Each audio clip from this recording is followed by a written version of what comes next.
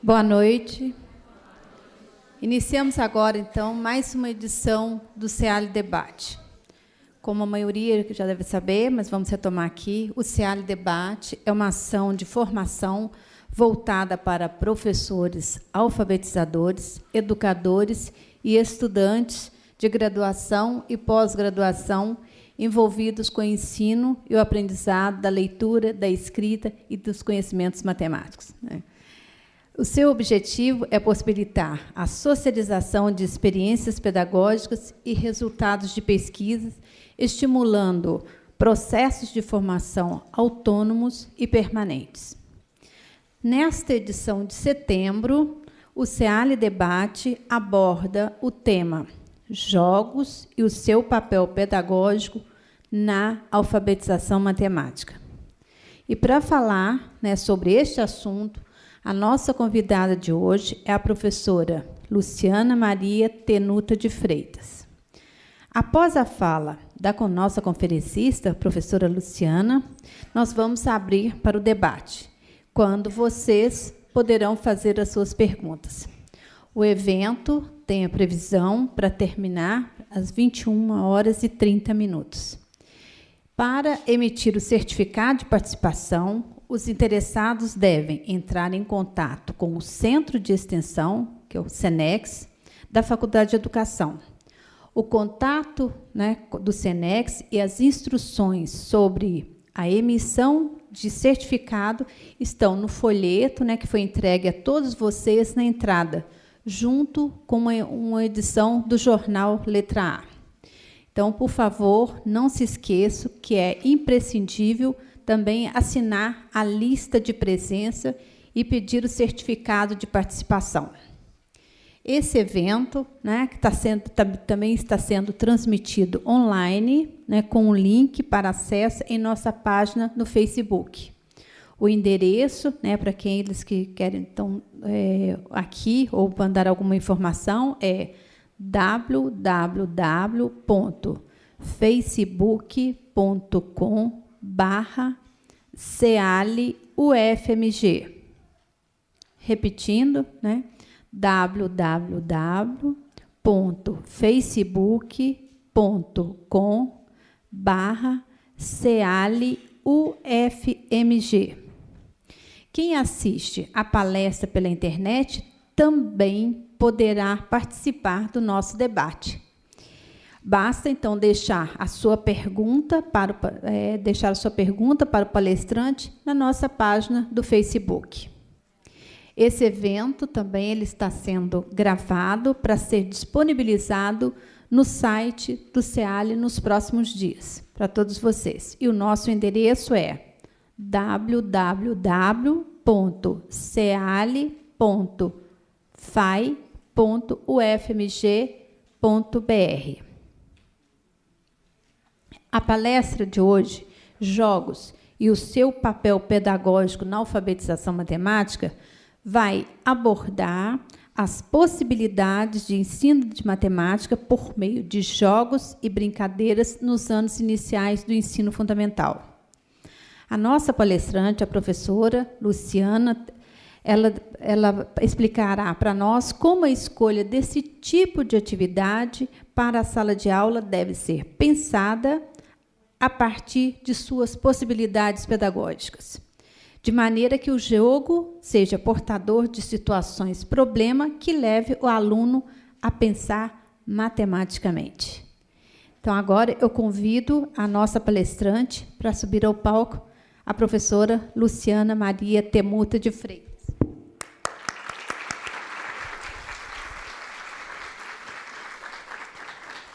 A Luciana, né, eu vou aqui fazer brevemente, né, um currículo dela, de uma forma mais sintética, mas é coordenadora do curso de pós-graduação matemática para os anos iniciais do ensino fundamental da Universidade FUMEC. Até sobre isso, sobre esse curso, eu pedi à Luciana que, ao final, ela pudesse falar um pouco mais sobre essa pós-graduação. Foi, Luciana? Depois, aí, ao final, vocês vão ter a oportunidade de conhecer um pouco mais.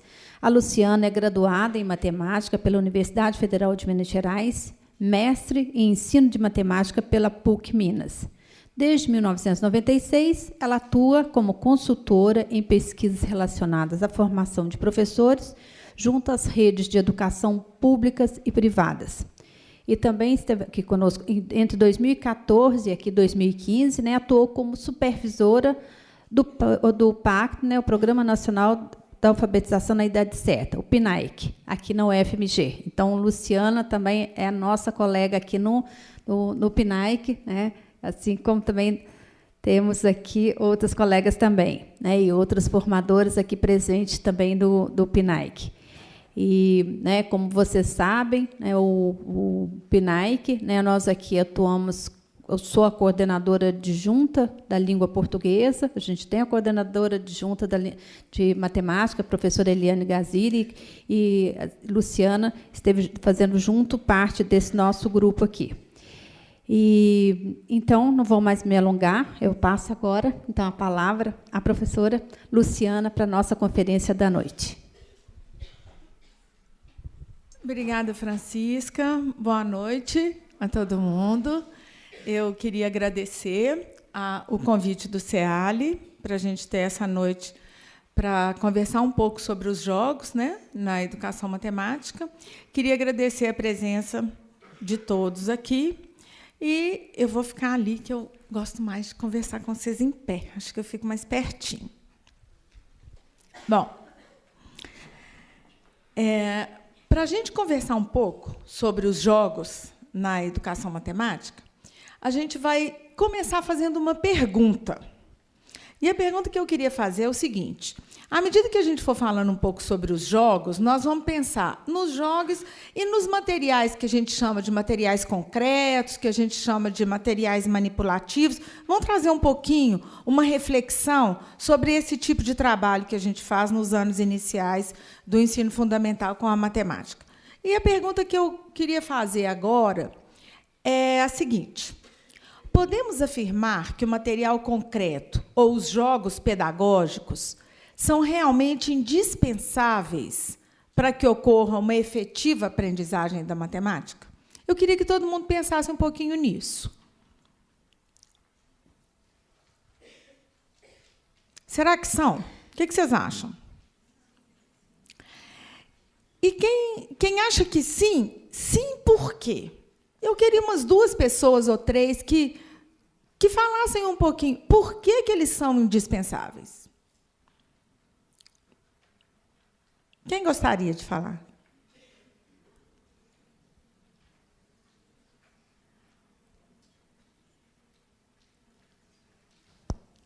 Isso, conta para a gente.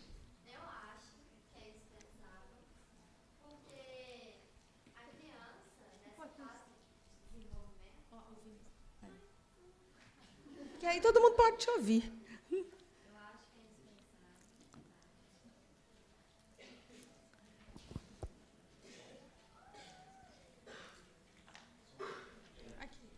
Tem outro ali, ó.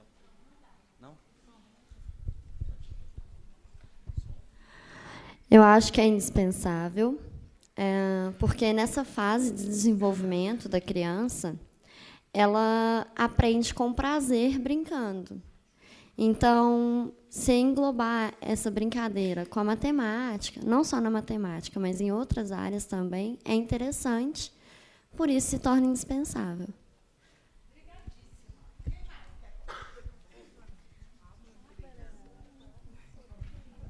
Olha, eu acho que para a criança ela dar sentido e significado à aprendizagem, ela precisa desse contato direto com materiais concretos, porque a partir desse contato ela vai realmente dar sentido e significado à aprendizagem.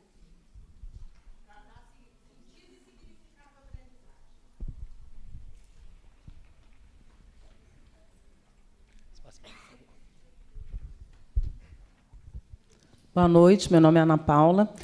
Nessa fase, a criança ainda não está com o pensamento lógico. Para que seja construída, ela necessita desse material concreto, para, então, ela compreender todas as questões que envolvem, né, o pensamento matemático.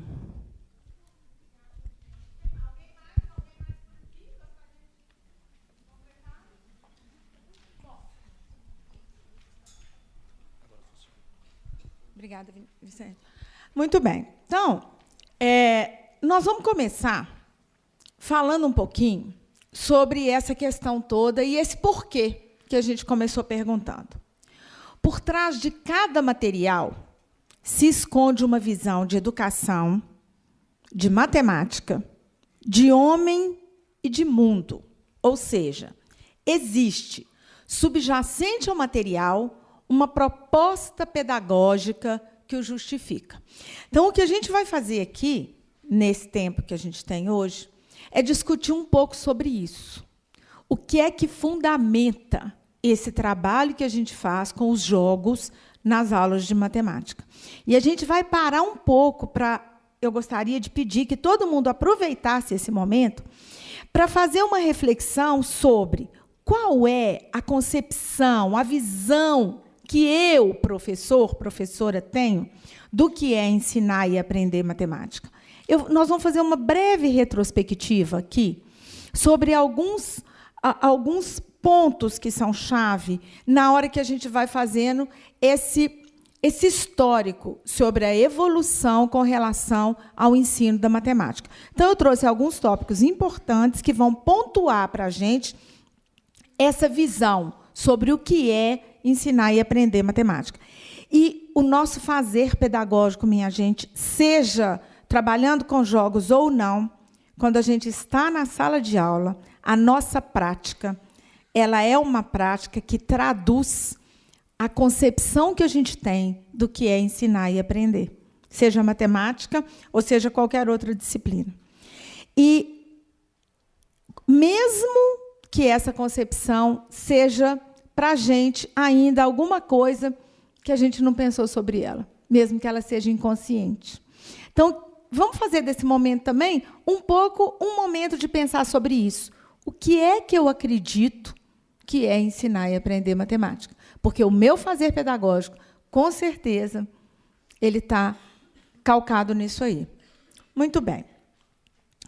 O avanço das discussões sobre o papel e a natureza da educação e o desenvolvimento da psicologia, ocorridos no seio das transformações sociais e políticas, contribuíram historicamente para que as teorias pedagógicas que justificam o uso na sala de aula dos materiais concretos ou jogos fossem, ao longo dos anos, sofrendo modificações e tomando feições diversas. Então, a gente vai começar até o século XVII. Até o século XVII, o que é que se pensava sobre o ensino da matemática? Olha que coisa interessante. O aluno era considerado um adulto em miniatura. A capacidade de assimilação do aluno era igual à do adulto, porém, menos desenvolvida. O ensino, então, ele era feito por meio da transmissão de conhecimentos. E a aprendizagem era passiva. A aprendizagem, ela estava baseada na memorização de regras, fórmulas, procedimentos ou verdades localmente organizadas. Então, é aquela coisa que a gente fala com os alunos. Olha, eu vou te ensinar como que você faz bem direitinho, desse jeito que eu estou te ensinando, porque desse jeito você não corre o risco de errar. O papel do professor aí é um papel de transmissor. E aí a gente explica tudo bem explicadinho, nos seus mínimos detalhes. A gente encontra os melhores caminhos na nossa visão e a gente ensina para os alunos os melhores caminhos para se resolver aquelas situações que a gente passa a cobrar, certo? E é isso que se espera do aluno, que ele repita bastante para ele fazer direitinho, sem correr o risco de errar. Quando que é isso mesmo? Até o século XVI. Ai, ai. E aí, nessa visão, o uso do material concreto ou jogos, primeiro, os jogos e o material concreto são considerados perda de tempo, perturbam o silêncio ou a disciplina da classe. Quando existem, são demonstrativos, para auxiliar a visualização e a memorização. Está tudo de acordo com a concepção de ensino que se tem, correto? Exemplos: réplicas grandes de figuras geométricas, desenhos ou cartazes fixados na parede. Será que isso tem alguma coisa a ver com a nossa escola ainda? Nossa, gente, é finca, né? Mas, infelizmente, tem, né, gente? Ainda tem muito disso. Gente, olha que loucura. Olha que loucura. Onde que a gente está, ainda tem a nossa concepção de ensino-aprendizagem ancorada, está agarrada lá. E aí nós vamos ver um pouquinho dessa evolução. Eu só trouxe alguns pontos. É claro que são pontos mais marcantes, mas existem outras nuances que estão aí dentro. Tá? Bom, no século XVIII, a gente tem Rousseau, que viveu de 1712 a 1778, e ele considera a educação como um processo natural do desenvolvimento da criança. Ele passa a valorizar o jogo, o trabalho manual, a experiência direta das coisas, sendo assim o precursor de uma nova concepção de escola. Então, vamos ver onde que está isso. Está lá no século XVIII com Rousseau. Não vamos achar que essas coisas que a gente vem discutindo na escola hoje são tão novas assim. Importante a gente pontuar isso, né? Bom, no século XX, a gente tem Maria Montessori, que a gente já ouviu falar tanto da Montessori, e ela acreditava que não havia aprendizagem sem ação. Então, ela diz que nada deve ser dado à criança no campo da matemática sem primeiro apresentar-se a ela uma situação concreta que a leve a agir, pensar, experimentar, descobrir e, daí, a mergulhar na abstração. Então, o que acontece? Ela vem trazer os materiais manipulativos. Tem um que a gente usa muito, que é o material dourado, que o material dourado foi criado pela Montessori, né?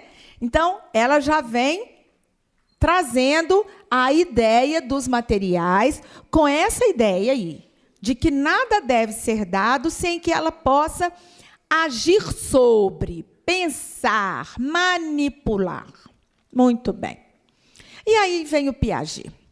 O Piaget, que viveu de 1896 a 1980, ele vem com a ideia fundamental de que a ideia fundamental da ação é que ela seja reflexiva.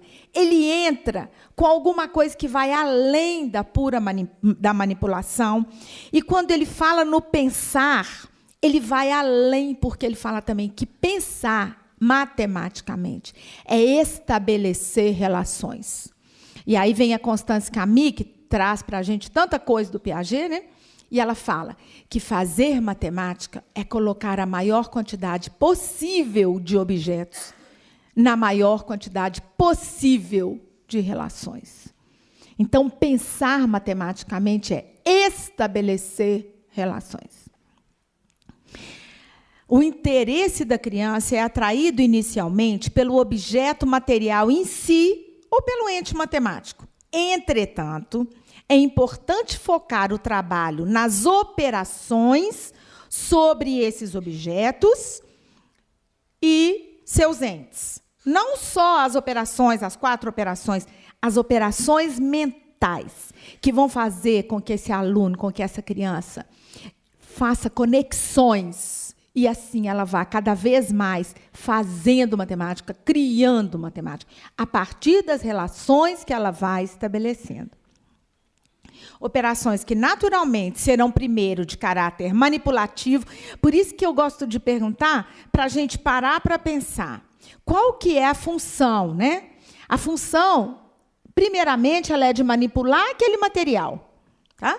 Para depois interiorizar-se e, posteriormente, passar do concreto ao abstrato. Mas, para que isso possa acontecer, é preciso que boas questões sejam propostas e que ele possa usar aquele material e, manipulando aquele material, ele possa estabelecer relações matemáticas. Então, o jogo está aí, nesse lugar. o jogo ele vem nessa concepção de construção do conhecimento. O papel do jogo, o jogo ele é um portador de situações que vão provocar o pensamento da criança. É gostoso? É. Para a criança, é uma brincadeira? É. Mas nós, professores, precisamos ter um objetivo que vá além da brincadeira, que vá além do lúdico, que, quando a gente estiver trabalhando com os materiais concretos, possam ir além da manipulação. Porque, às vezes, eu pergunto para os professores, como que você trabalha com matemática? Eu trabalho com material concreto. A questão é, o que é que você faz com material concreto? Você está cutucando lá dentro do pensamento dessa criança? Você está fazendo essa criança estabelecer relação e procurar saídas para situações que ela nunca tinha pensado antes? De você ter provocado e ela ter que pensar a partir do material concreto que ela tem na mão? Essa é a função, tanto do concreto quanto dos jogos que aparecem. Muito bom. E aí a gente tem o Skinner. O Skinner, também no século XX, o Skinner é um representante do behaviorismo. E o que ele fala? A aprendizagem é uma mudança de comportamento que decorre como resposta a estímulos externos, controlados por meio de reforços. Os jogos pedagógicos, nessa concepção, olha que interessante, nessa concepção, é uma concepção diferente da do Piaget, está claro? Está claro? Aqui,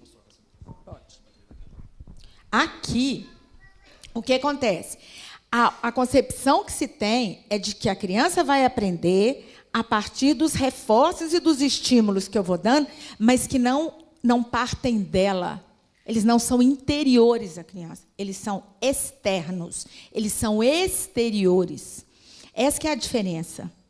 O Piaget ele coloca uma questão de que a gente precisa provocar para que a criança vá, por si, estabelecendo as relações. Aqui, com Skinner, os estímulos são externos, para que a gente possa provocar comportamentos que possam ser observados e que ficam dentro daquilo que a gente espera. Nessa concepção, os jogos pedagógicos são mais valorizados do que os materiais concretos. Então, não tem muito sentido usar material concreto. Podem vir, isso é uma outra questão interessante, como é que, então, nessa concepção de ensino, os jogos são utilizados? Eles podem vir no início de um novo conteúdo, com a finalidade de despertar o interesse da criança, ou, no final, com o intuito de fixar a aprendizagem e reforçar o desenvolvimento de atitudes e habilidades. Ai, pegou a gente aí de novo. Quando eles aparecem na nossa escola, muitas vezes, eles são usados aqui, dessa forma. Eu uso os jogos no final para ver se os meninos aprenderam. Ou então, eu uso os jogos para motivar quando eu vou começar um assunto novo. Aí ainda é numa concepção behaviorista que a gente está usando. Aquilo que a gente faria naturalmente, por meio de uma lista ou de um exercício, a gente faz ali um jogo da memória, porque aí os meninos, eu vejo, né, como é que os meninos, o que eles já sabem, o que eles não sabem, mas é alguma coisa que eles precisam dar resposta de alguma coisa que foi condicionada. Você não coloca na mão dele a resolução de uma situação que é nova para ele. Certo? Esses jogos, nessa concepção, eles servem para fixação ou treino da aprendizagem. É uma variedade de exercício que apresenta a motivação em si mesma pelo seu objetivo lúdico, que é o que a gente mais vê, né? Precisamos usar, porque é lúdico, e as crianças são pequenas, elas precisam aprender brincando. Mas eu continuo simplesmente reforçando um comportamento que é um comportamento padronizado que eu, professor, estou imprimindo e espero colher. Não é isso? Ao fim do jogo, a criança deve ter treinado alguma noção, tendo melhorado sua aprendizagem. Aprendizagem nesse sentido que a gente está falando. Certo? E aí, então, a gente trouxe aqui como é que, na perspectiva piagetiana, que é a perspectiva da construção, a perspectiva de que esse aluno ele aprende matemática à medida que ele estabelece relações matemáticas, como é que o trabalho dos jogos ele é desenvolvido. Muito bom. Então, nessa perspectiva que a gente está aqui considerando, o trabalho com os jogos nas aulas de matemática justifica-se principalmente porque o aluno, ao jogar, sente necessidade de formular hipóteses, de argumentar e testar a validade das hipóteses criadas, até chegar à descoberta de uma estratégia para vencer. Os alunos não jogam por jogar, mas suas preocupações estão centradas na descoberta de um caminho que os faça sempre vencedores. E aí, então, é ele que vai tendo a oportunidade de criar estratégias através das quais ele espera ganhar, ele espera vencer o jogo. O professor tem papel fundamental, devendo promover a socialização das descobertas, isso é, a exposição das descobertas com a classe, e ajudar na mudança de hipóteses possíveis de serem refutadas. É a hora que o professor pergunta: como que você pensou? Quem está ganhando por quê? Como é que você está pensando para jogar? É aquele professor que o tempo inteiro está andando pela sala enquanto os meninos estão jogando, e aí, se eles estão jogando em duplas, ele passa pelas duplas e está vendo o que está acontecendo, e aí ele faz uma perguntinha aqui, ele dá uma cutucadinha ali. Que cutucadinha? A cutucadinha para fazer aquele pensamento cada vez mais funcionar, para fazer com que cada vez mais os meninos elaborem aquela matemática que eles estão fazendo, que eles estão criando, aquelas relações que eles estão estabelecendo. É seu papel, então, propor questões que levem os alunos a avançar cada vez mais nas reflexões sobre os procedimentos matemáticos que eles estão usando para jogar. Muito bem. Então, agora a gente vai falar de alguns jogos. E aí a gente vai, ao falar desses jogos, a gente vai refletir um pouco sobre essas questões e ver como que elas podem acontecer na prática. Tá bom? Eu trouxe aqui um primeiro jogo para a gente conversar sobre ele, que é o jogo chamado Batalha. A maior parte das pessoas conhece. Vocês conhecem o jogo Batalha? Que a gente joga muito com as crianças, né? A gente pega um baralho sem as figuras, combina com os meninos que o as vai valer 1, e aí eles vão ter o baralho de 1 a 10. A gente também pode, ao invés disso, fazer fichas de 1 a 10, não necessariamente precisa trabalhar com baralho. Então, fichas para as crianças de 1 a 10, cada uma vai ter o seu monte de 1 a 10. Certo? O jogo Batalha, originalmente, ele é organizado para ser jogado em duplas, com crianças bem pequenas, que estão trabalhando a ideia de ser maior que, ser menor que e ser igual a. A relação envolvida aqui no jogo Batalha, da forma como ele é originalmente proposto, é comparar números naturais. Essa é a aprendizagem que vai estar envolvida aí.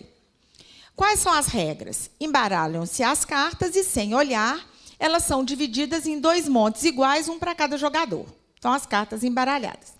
Os 2 jogadores, simultaneamente, viram as primeiras cartas de seus respectivos montes. O jogador que virar a carta maior fica com as 2 cartas. E, assim, se houver empate, aí é que a situação é chamada de batalha. Cada jogador virará, então, uma nova carta do monte, e aquele que tirar a maior carta vence a batalha, ficando com todas as cartas que estavam viradas. No final do jogo, vai vencer aquele que tiver o maior número de cartas. Não é assim que a gente joga batalha? Não é?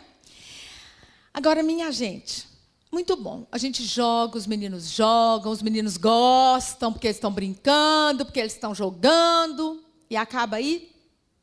Não. A coisa vai se consolidando à medida que os alunos têm a oportunidade de ir refletindo sobre as jogadas que fizeram. E, além de refletir sobre as jogadas que fizeram, quando eles têm a oportunidade de pensar em uma outra situação externa relacionada ao jogo, em que eles precisem resolver como é que se dariam no jogo. Então, eu trouxe algumas aqui. Sempre depois que a gente trabalha os jogos com os meninos, a gente precisa, além de estar o tempo inteiro propondo questões, a gente precisa estar junto com os alunos, levantando questões para eles pensarem sobre. Então, eu trouxe algumas aqui. João e Paulo estão jogando batalha para propor isso para toda a turma e discutir com eles. João virou o 7 e Paulo virou o 9. Quem ganhou a rodada? Vamos pensar em crianças que são crianças que estão ali no finalzinho do primeiro ano, crianças que estão no primeiro ano nessa faixa etária, que eles estão trabalhando com a ideia de maior, menor e igual. João virou o 7 e Paulo virou o 9. Quem ganhou a rodada? Então, eles vão ter que pensar numa situação que é uma situação abstrata, não é? A gente já saiu do jogo, porque uma coisa é a intervenção que você faz enquanto as crianças estão ali no jogo. O jogo está acontecendo, você chega, tem uma jogada acontecendo, você problematiza, você provoca e os meninos vão pensando ali. Agora já é uma coisa que está mais abstrata. Agora a gente vai pensar na situação do jogo sem estar jogando. Olha como que já fica mais complexo. Então, aí, quem ganhou a rodada? Outra pergunta que a gente pode fazer. Numa rodada, João e Paulo ficaram empatados. Que cartas eles podem ter virado? E uma outra coisa muito importante é a gente saber ouvir as crianças, dar o tempo para elas se posicionarem, dar o tempo para elas falarem o que elas estão pensando, para dar resposta, explicar por que estão pensando daquela forma. Às vezes a gente acha que isso é perder tempo. Às vezes a gente acha que isso é perder tempo na escola. O Celso Vasconcelos, ele fala que, pensando em não perder tempo, a gente perde todo o tempo. E a gente precisa parar e pensar nisso de verdade. A gente só vai conseguir fazer uma escola diante das necessidades que a gente tem hoje, se a gente repensar alguns valores que a gente tem. E esse valor que a gente tem em relação ao tempo é um que a gente precisa trazer e a gente trabalhar em nós, enquanto professores, formados nessa escola que nos formou, graças a ela a gente está aqui, mas que não atende mais a um tempo, que era o tempo da repetição, da obediência cega. Nós hoje precisamos ter pessoas que pensem, no nosso caso, a gente está falando de pensar matematicamente, pessoas que possam ter uma leitura matemática de mundo, que cada vez mais é necessária nesse mundo que a gente está vivendo, e que a gente possa entender que esse ensino de matemática ele vai trabalhar de uma forma muito mais profunda do que aquele que foi trabalhado conosco. Essa escola que a gente traz conosco, que é a escola que a gente acredita que foi boa para nós, é uma escola que nós, gente, somos nós, profissionais que estamos aqui, nesse momento, vivendo esse momento de mundo, esse momento histórico. Cabe a nós fazer começar essa transformação. Mas a gente só vai conseguir fazer essa transformação se a gente se questionar, se a gente questionar essa escola que nos formou. E pensar que a gente hoje precisa fazer escola para crianças que estão vivendo em um outro mundo, com outras necessidades, que já trazem outras formas de aprender que vão além daquela que a gente trazia quando a gente chegou no mundo. Essas crianças, elas estabelecem relação o tempo inteiro. Elas pensam o tempo inteiro. Elas são ótimas da escola para fora. Elas são ótimas. O pensamento delas é maravilhoso. Bota dentro da escola e fica, todo mundo não aprende. Gente, tem uma coisa errada. Então, a ideia de trazer o jogo, de trazer os materiais manipulativos para trabalhar com as crianças, não é para eles ficarem mais satisfeitinhos porque estão brincando. É mais do que isso. É para que esses meninos possam, de fato, aprender uma matemática muito mais consistente do que aquela que a gente aprendeu. A gente só vai dar conta de fazer isso se questionar. Muito bem. E aí tem outras perguntas, né? João virou um 8 e Paulo ganhou a rodada. Olha que interessante. João virou um 8 e Paulo ganhou a rodada. Qual carta o Paulo pode ter virado? Olha como é que vai trabalhando a relação de maior, com possibilidades, né? O Paulo pode ter virado ou o 9 ou o 10.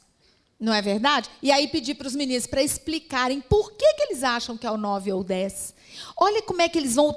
Quando a gente fala da questão de estabelecer relação, é mais do que simplesmente jogar. É jogar e pensar sobre a jogada. Pensar sobre o jogo. Paulo virou um 3. Para ele ganhar a rodada, quais as cartas que João pode virar? De novo. Aí ele vai ter que pensar o quê? Ele vai ter que pensar nos números que são o quê? Menores do que o 3. Não é isso? Invente um problema para seu colega resolver sobre o jogo batalha. Minha gente, isso é provocar para valer o pensamento dos meninos. Porque quando ele vai precisar mobilizar o pensamento para ele tentar organizar um problema para o colega resolver, e ele vai querer fazer um problema bem difícil. Não vai? Nossa, cria um desafio. Invente um problema bem difícil para o seu colega resolver sobre o jogo batalha. Para elaborar isso, ele vai precisar fazer matemática, ele vai precisar se comunicar, né? A gente pode fazer isso com as crianças. Essa ideia de inventar desafio para o colega, às vezes, a gente não tem na prática isso, no dia a dia, eles não fazem, e a gente deixa para pedir um dia para fazer, para inventar, quer que esse menino redija maravilhosamente o problema, se isso não faz parte do nosso dia a dia, de pedir para inventar.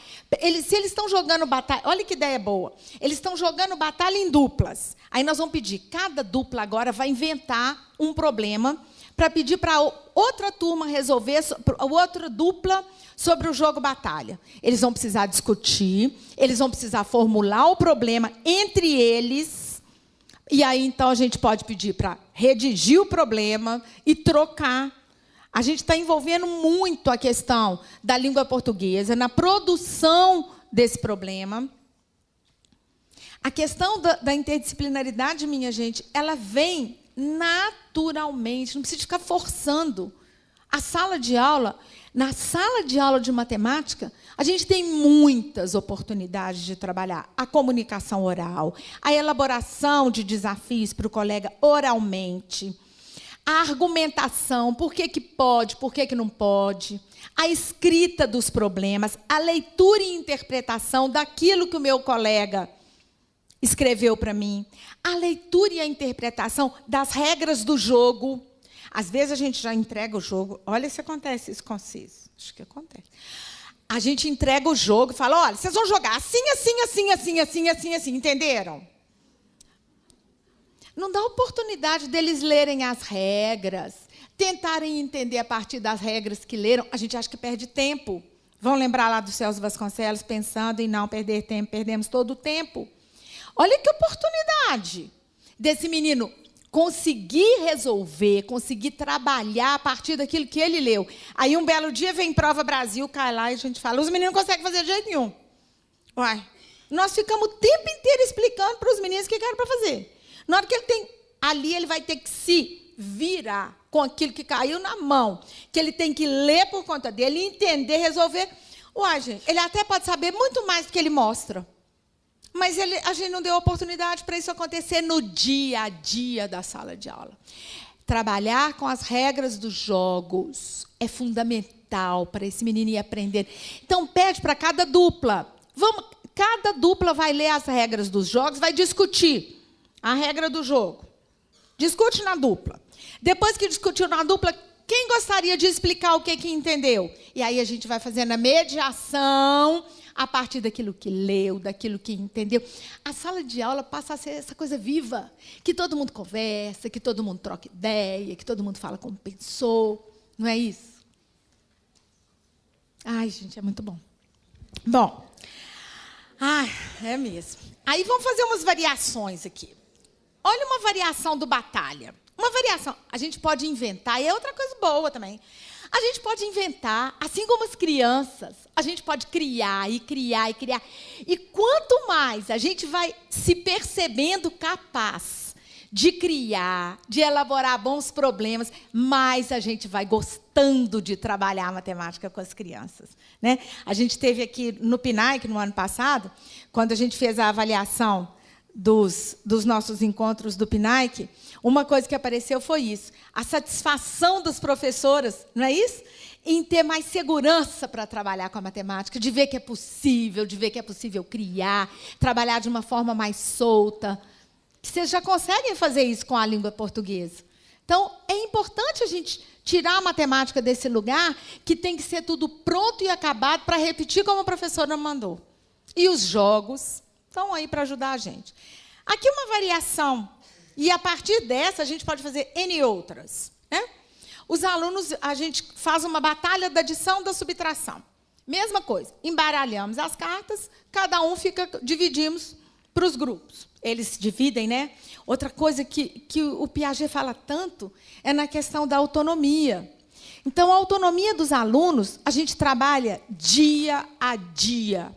Quanto mais a gente faz os combinados, envolve os alunos nos combinados, envolve na elaboração de regras, dá responsabilidade para eles cuidarem do que é deles. Então, eles podem pegar as cartas, eles vão embaralhar as cartas, eles vão distribuir as cartas meio a meio para as duplas e vão jogar.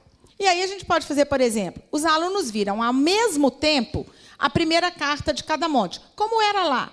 Só que, ao invés de olhar quem tem a maior, eles podem somar ou, então, subtrair os valores. Podemos fazer uma rodada de soma, depois uma rodada de subtração. Vai fazer um ponto aquele que for mais rápido para falar corretamente o resultado. A cada rodada, o ponto é marcado em uma folha e as cartas voltam para o monte.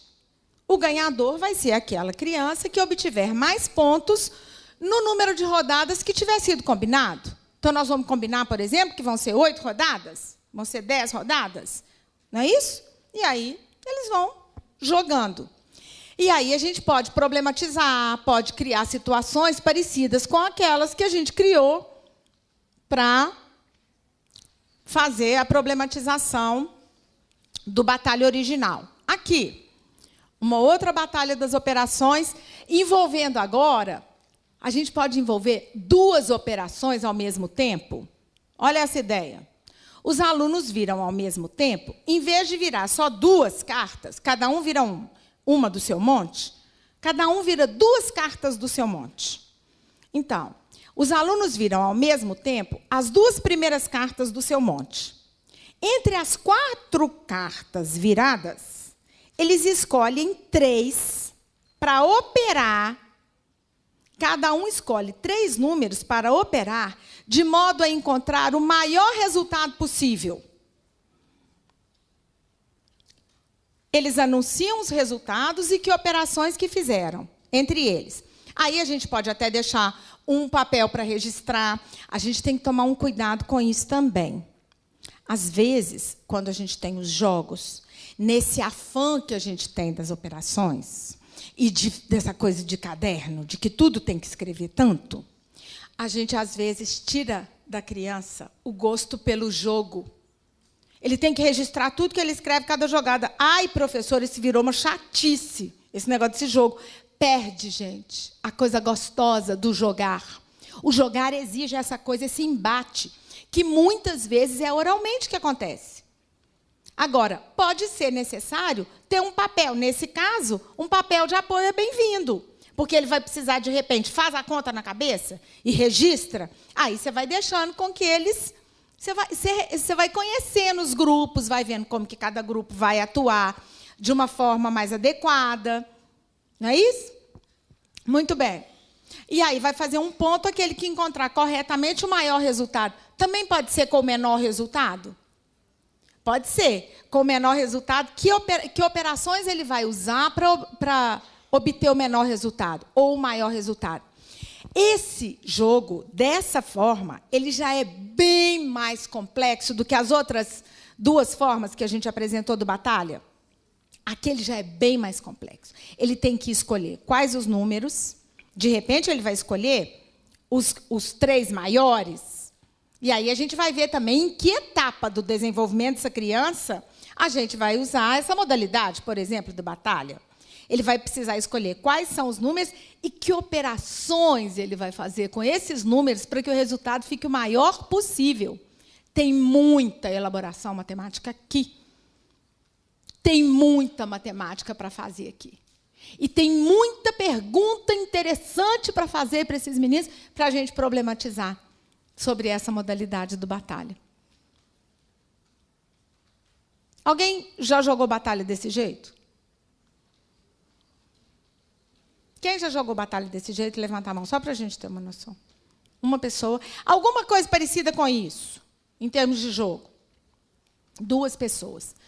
Então, nós vamos pensar, gente, como que a gente está perdendo tempo nas escolas. Se eu perguntar assim, alguém já botou os meninos para fazerem 10 continhas armadas de adição, de uma vez só? Todo mundo, né? Hoje eu vou contar uma coisa aqui, só parando um minutinho. O Bigode, quem já leu alguma coisa do Bigode? Bigode, quem já leu, levanta a mão, por favor. Ai, a gente tem que ler um tanto, a gente tem que estudar para danar, né? Muito, muito. O Bigode, gente, é um educador matemático que ele escreveu, desde os parâmetros curriculares nacionais, o Bigode vem contribuindo com as ideias da educação matemática. E o Bigode escreveu um texto que ele fala assim, o cálculo, as competências de cálculo para o século XXI. Quais são as competências de cálculo que uma pessoa precisa para ela atuar bem com as necessidades de mundo que a gente tem hoje, tanto profissionalmente quanto na sua vida diária? Quais são as competências de cálculo que essa pessoa precisa desenvolver? E ele fala, não é mais uma única competência. E é interessante porque, nesse texto, ele fala do seu Joaquim, daquele do armazém, que tinha um lápis pendurado aqui, ó, que a gente ia comprar alguma coisa lá no armazém, e a gente até levava embrulhado no papel, não é? E aí ele usava aquele papel para fazer a conta armada. A conta armada, naquele momento, era o recurso mais poderoso que ele tinha. De tanto fazer aquela conta armada, ele até chegava a fazer muita coisa na cabeça, né? Mas o recurso que ele tinha era a conta armada. Tinha até que fazer prova, tirar a prova para ele não errar na hora de fazer a conta. Então, tinha prova real, tinha prova dos 9. Ele aprendia isso tudo na escola, porque ele precisava disso no armazém. Ele precisava disso na vida dele de trabalho, não é isso? E era assim que as pessoas faziam conta. Se eu perguntar hoje, quem aqui, fora da sala de aula, fez conta com lápis e papel? Hoje. Não deve ter nenhuma pessoa. Ah, não, lá na sala eu fiz, porque eu passei um tanto de continha para os meninos. Gente, olha que loucura. Como é que a gente está com uma prática de sala de aula que está indo ao contrário das necessidades dos meninos? E aí, então, o Bigode fala o seguinte, um sujeito matematizado para viver nesse mundo que a gente está vivendo, ele precisa desenvolver competências de cálculo que o Bigode gosta de comparar com o tampo de uma mesa. E ele fala o seguinte, esse tampo dessa mesa está apoiado em 4 pés. Um pé é o cálculo escrito com lápis e papel, sim, com o algoritmo, tudo direitinho, igual a gente aprendeu na escola. Mas isso é um pé dessa mesa. O outro pé é saber usar bem uma calculadora. E isso nós precisamos trabalhar na escola. Isso dá um assunto para um outro trabalho aqui de 2 horas. Como é que a gente usa bem uma calculadora na escola. E os outros 2 pés dessa mesa são o cálculo mental exato e o estimado. Então, minha gente, é uma ilusão a gente pensar que nesse mundo de calculadora não tem que ensinar os meninos a trabalhar com o cálculo mental. É o contrário. O cálculo mental, ele representa 2 pés que seguram o tampo dessa mesa.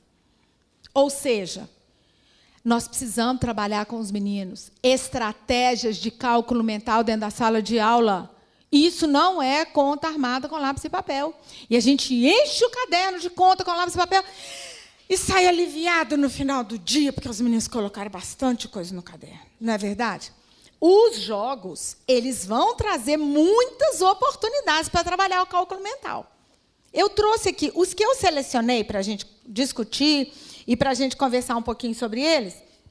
Eles envolvem operações que são operações mentais. A gente tem jogos de muitas formas, né? Eu trouxe também alguns referenciais, alguns livros para mostrar para vocês sobre lugares em que a gente pode encontrar boas oportunidades de jogos para trabalhar com as crianças. Muito bem. Então, do mesmo jeito que aquele outro, o ganhador vai ser aquela criança que obtiver mais pontos no número de rodadas que tiver sido combinado. Quantas vamos fazer? Então, quem obtiver mais pontos ganha o jogo ali. Muito bem. Um outro jogo é o jogo das 7 cobras. Esse jogo das 7 cobras é um jogo muito conhecido. No caderno do PNAE, que ele chama Jogo do 7. Quem aqui fez o pacto? Quem aqui fez o PNAE, que participou do pacto? Então, não tem nenhuma pessoa aqui. Tem uma pessoa? Eu queria aproveitar para falar para vocês. O material do Pacto Nacional pela Alfabetização na Idade Certa, do PNAE, é um material excelente para a gente estudar, para a gente tirar atividades para levar para as crianças. Ele está todo disponibilizado no site do MEC. Você entra Pacto ou então PNAE, você já vai cair lá dentro. Matemática, vai no material, tem ele todinho para download. Os jogos, tem um caderno de jogos, que a referência está até aqui, todo direitinho. Mas tem um caderno de jogos que vai dar para vocês condições de trabalhar com muita coisa. Tem um caderno só de encarte dos jogos que vocês podem imprimir. Então, é um material muito bem feito, muito bem elaborado, que está lá disponibilizado para todo mundo na internet. Então, aproveitando. Lá no caderno do PNAE, que o jogo das 7 cobras chama Jogo do 7. É a mesma coisa. O que os meninos precisam? De uma folha. Cada jogador, cada participante vai ter uma folha numerada de 2 a 12. Sem o 7. Joga com 2 dados e lápis para colorir. E as cartelinhas. No caso do jogo das 7 cobras, um cartãozinho com uma cobra. No jogo, quando ele chama Jogo do 7, em vez da cobra, tem um cartãozinho com o 7. Tá? Então, esse é o material que os meninos precisam para jogar esse jogo. Como é que ele funciona? As crianças vão precisar resolver adições e analisar as possibilidades de soma. O objetivo do jogo é esse. Eles têm na mão 2 dados, e eles jogam os 2 dados. Eles precisam somar, cada um na sua vez, joga os 2 dados e soma os valores que saíram nos dados. E aí ele vai colorir na cartela dele o valor relativo àquela soma. Então, se saiu no dado, saiu um 2 e um 5. Ah, não, eu já fui logo no 2 e no 5. Se saiu um 2 e um 3, ele vai colorir aqui a casa 3.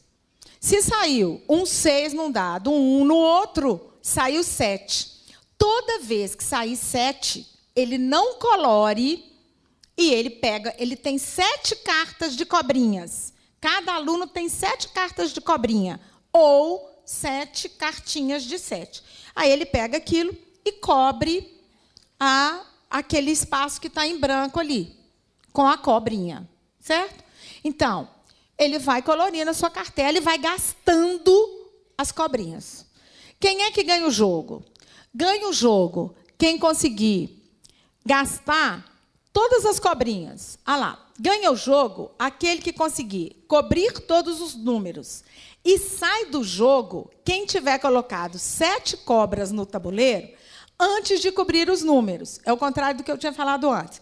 O objetivo é não fazer 7. O objetivo é fazer qualquer outra soma que não seja 7. Certo?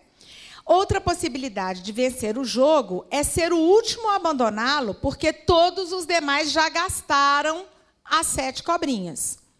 Então, o que esse jogo trabalha? Esse jogo trabalha as adições, que vão chegar até quanto? Até 12.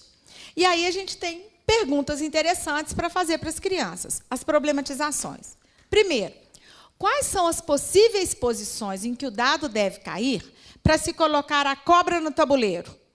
Então, para você usar a sua carta de cobrinha, quais são as possíveis posições que os dados devem cair? E aí os meninos vão pensar, quais são os possíveis números que somados vão ter como resultado o 7. Outra pergunta. Para se obter o resultado 5, como devem estar os dados? Aí eles vão pensar nas possibilidades de fazer a soma 5. Ana cobriu o resultado 11 no tabuleiro. Como poderiam ter caído os dados da Ana? Eles vão levantar hipóteses. Pode ser o 5, pode ser o 6, pode ser o 4. E aí é uma coisa bem interessante, porque pode começar a aparecer uma regularidade. Não é isso? Se foi o 5 com o 6, pode ser com o 4 ela consegue fazer o 11. Por quê? Porque o dado vai só até o 6. Então, gente, é isso que é colocar o pensamento em ação. Vocês não tiveram que pensar para responder isso que vocês pensaram, que vocês fizeram agora? E aí criando situações que ele tenha que pensar para saber o que é que pode acontecer para responder aquela questão que você provocou ali. Nada treinado. Coisas que ele vai criando a partir daquela situação que ele vivenciou no jogo. Por que no tabuleiro não aparece o numeral 1?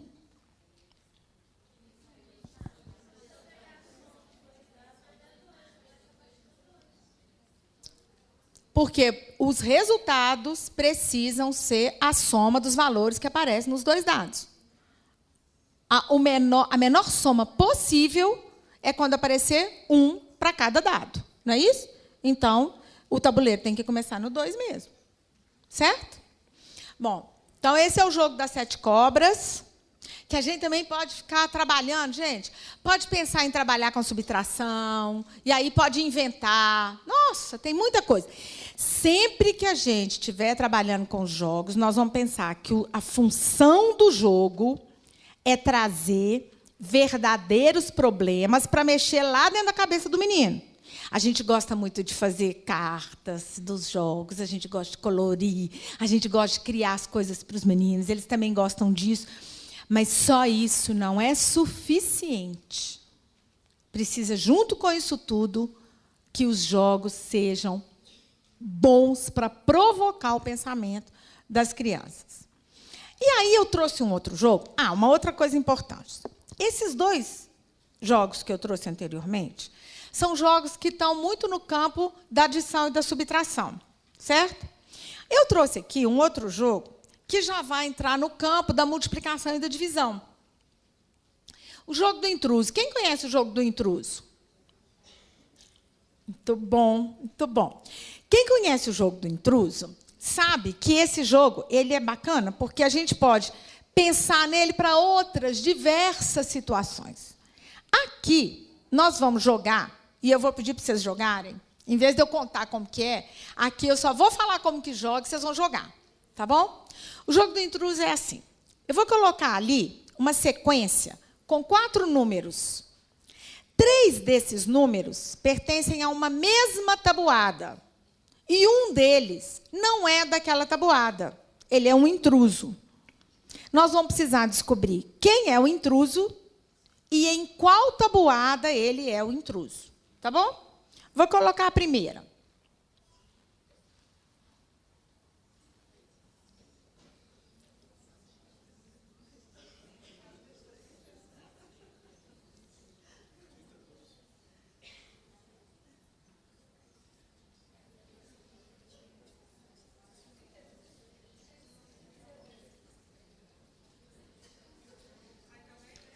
Quem que é o intruso aí?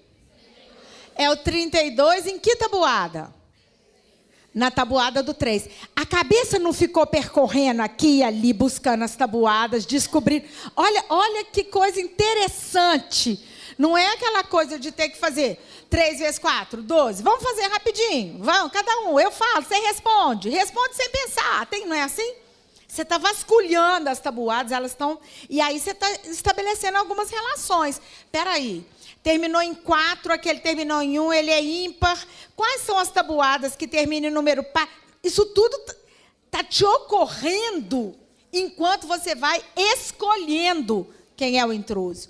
Eu vou pedir para vocês fazerem o seguinte. Pensa sobre o seu pensamento enquanto vocês estiverem fazendo a próxima. Presta atenção no seu pensamento, enquanto você está fazendo a próxima.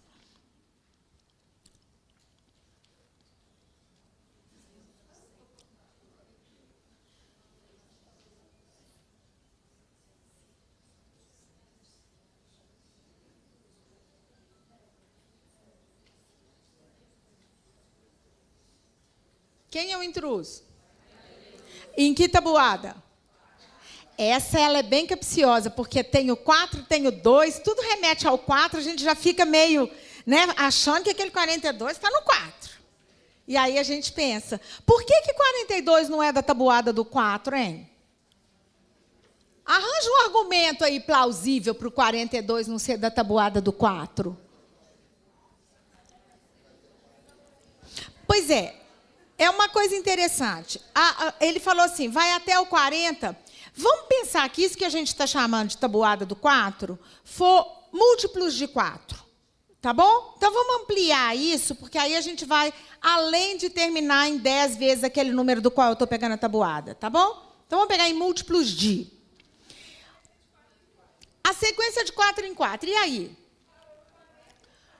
O próximo tem que ser o 44. Então, gente, nós precisamos colocar os meninos para falarem o que é que eles pensaram, o que é que aconteceu com o pensamento. Enquanto ele está falando como ele pensou, isso não é perda de tempo, é o contrário.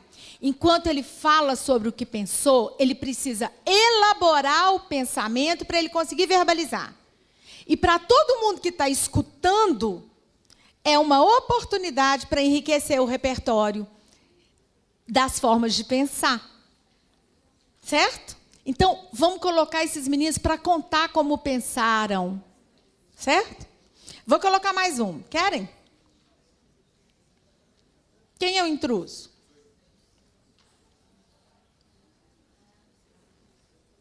Tem um ali que é craque nas tabuadas. Quem é o intruso aí? Quem é o intruso? 18. Em qual tabuada? Na tabuada do 8. Olha. Se é na tabuada do 8, se é entre os múltiplos de 8, será que ele também é intruso em alguma outra tabuada? Entre os múltiplos de quem? Ele também foi o intruso entre os múltiplos de 4. Então, quando a gente pensa, e se eu quiser encontrar uma outra tabuada em que ele é um intruso? E se eu quiser encontrar um outro intruso numa outra tabuada? Isso me faz ficar percorrendo esses números e pensando, e excluindo possibilidades, levantando hipóteses. Quando eu pedi para vocês pensarem sobre o próprio pensamento, vocês viram que vocês ficaram o tempo inteiro levantando hipóteses? Para vocês, é mesmo porque é mais imediato para vocês encontrar o intruso. Mas imagina como a criança ela tem que ir percorrendo aquele repertório que ela tem que levantar hipóteses, ela tem que pensar, esse pode ser do 4, não pode ser do 4, por que não pode? É intruso. Você está vendo quanta coisa tem que passar pela cabeça dela até que ela chegue a uma conclusão? Esse é o intruso. Em qual tabuada? Nessa tabuada. Mais umzinho só.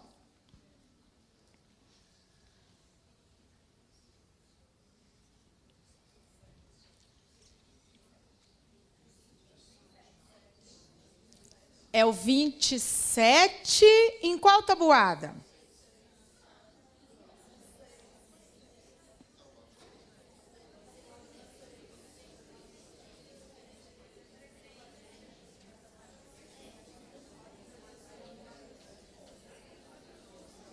E aí? É o 27 no do 6?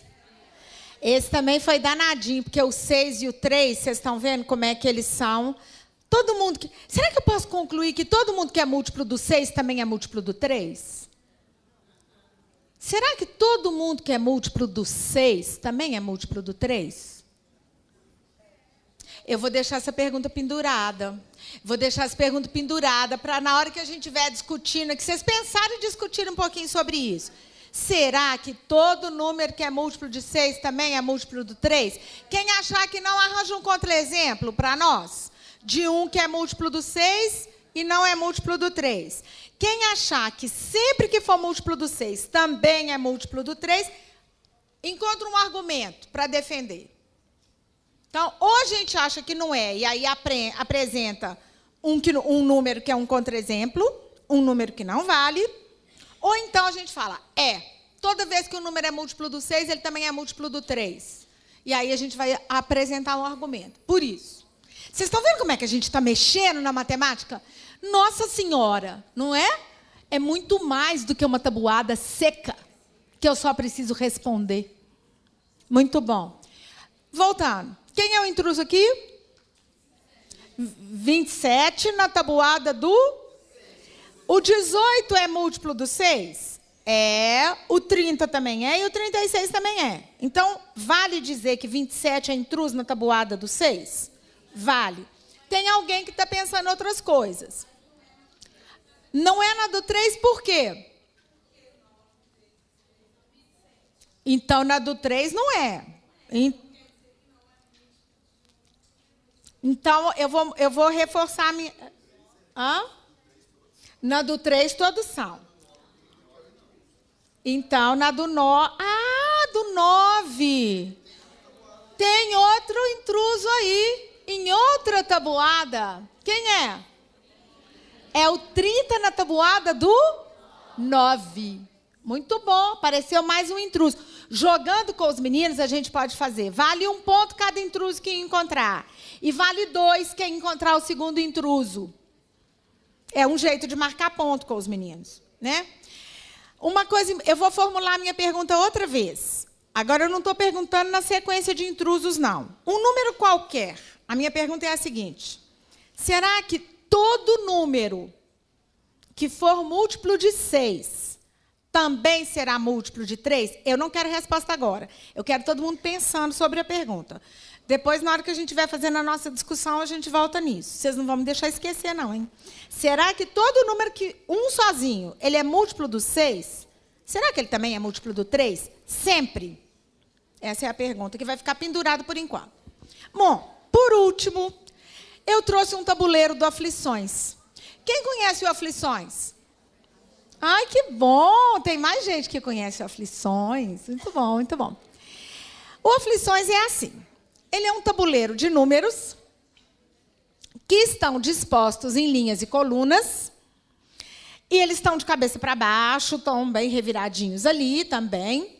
E parece com aquela ideia do jogo de caça-palavras. Tá?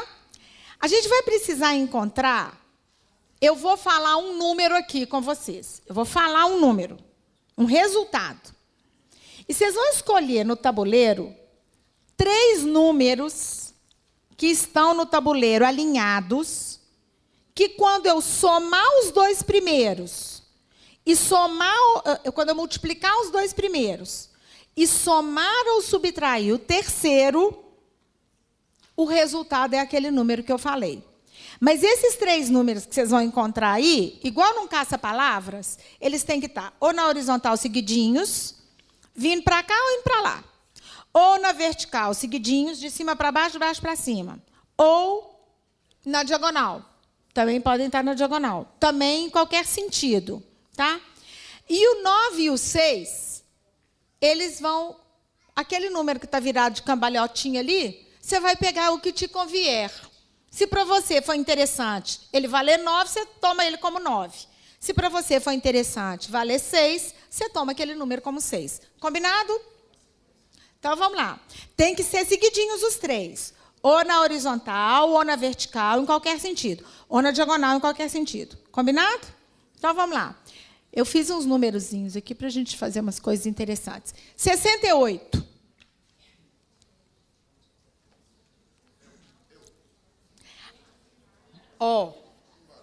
Não conta, espera um pouquinho. Sabe aquele aluno que a gente tem, que não deixa ninguém pensar? Ah lá, criatura. Eu vou dar uma sugestão para o aluno que faz isso, viu, gente? Um jeito bacana da gente pensar aí, tá? Nós precisamos resolver isso, porque isso acontece na sala, não acontece? Tem aquele que fala antes de todo mundo? Tem. Ou não? Claro que acontece. Então, nós vamos pensar uma solução para isso na hora que a gente tiver no nosso debate aqui, tá? Vou dar uma sugestão. Quem achou 68 aí? Quem achou? Mais gente já. Quem levantou a mão aqui? Onde você achou? 9. Aonde que está isso? Nessa segunda coluna daqui para lá, esses 3 números. 9 vezes 8, 72. 72 menos 4, 68. Alguém achou outro trio aí que também deu esse? É possível ficar procurando e encontrar outros, viu, gente? Nós não vamos ficar aqui continuando investindo no 68 por causa do tempo, mas é possível procurar outras possibilidades, tá? Mais um, 24. 24.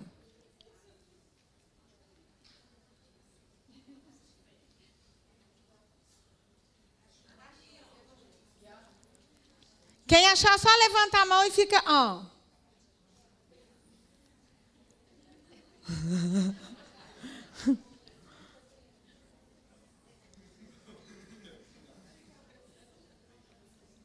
Quem achou 24, conta para nós onde que estava. Quarta coluna. 5, de baixo para cima, não é isso? 5 vezes 5, 25, menos 1, 24. Muito bom. Quem achou outro? Quem que você achou? Alguém lá atrás achou?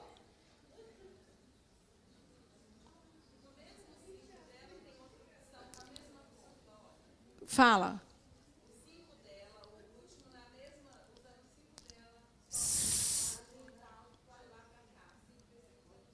Ah, muito bom, muito bom. 5 vezes 5, olha para você ver que tem uma mesma disposição.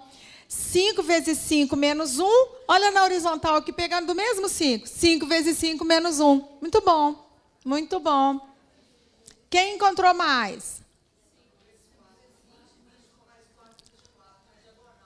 5, deixa eu achar. 5 vezes 4, 20. Muito bom. Aqui, ó, começando desse 5 vezes 4, 20, com mais 4, 24. Muito bom, muito bom. Dá vontade de ficar procurando, não dá? Vou fazer só mais um para a gente acabar. Um 13 agora. Um 13. Tá. 13. 13.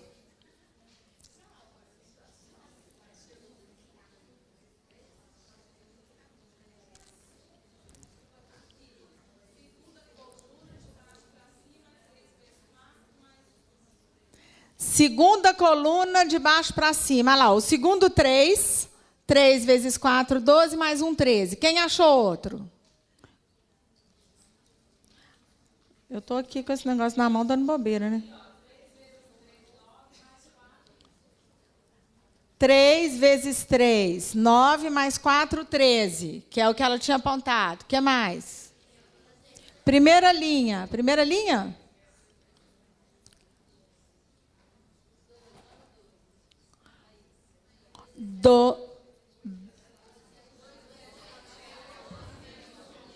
Dois vezes 7, 14, menos 1, 13.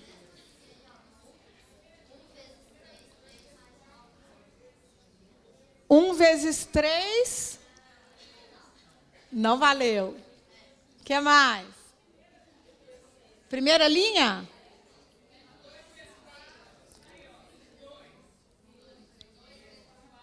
Muito bom. 2 vezes 4, 8. 8 mais 5, 13. Muito bom. Vocês vão ver, gente, que à medida que a gente vai jogando, a gente vai encontrando mais combinações possíveis. E é bom quando a gente pergunta para as crianças assim, como é que você está fazendo? Quem está ganhando muito, quem está achando mais, como é que você faz para achar? Como é que você faz para ser rápido? Né? Você quer contar? Você já não conta não, né? Muito bom. Ô, minha gente, para a gente terminar um pouquinho, aqui, só essa parte da apresentação, porque aí a gente vai abrir para perguntas e nós vamos discutir um pouquinho. Eu queria deixar com vocês alguma coisa aí do Perrenu, que ele fala para a gente o seguinte: a adesão pela moda é a pior maneira de enfrentar os debates educativos, porque representa uma fuga para frente, uma opção preguiçosa que nos dispensa de tentar compreender. Atrás de uma moda, outra virá, numa alteração à superfície, para que nada mude em profundidade. Cuidado com os jogos. Nós precisamos saber como usar os jogos, com que objetivo, pensando em que concepção de ensino de matemática a gente está, com qual concepção a gente está trabalhando e o que a gente quer que esses alunos aprendam de matemática e como. Cuidado para não usar o jogo, porque é moda usar jogo na aula de matemática. Tá bom? É isso, minha gente. E aí a gente abre, então, para o nosso debate.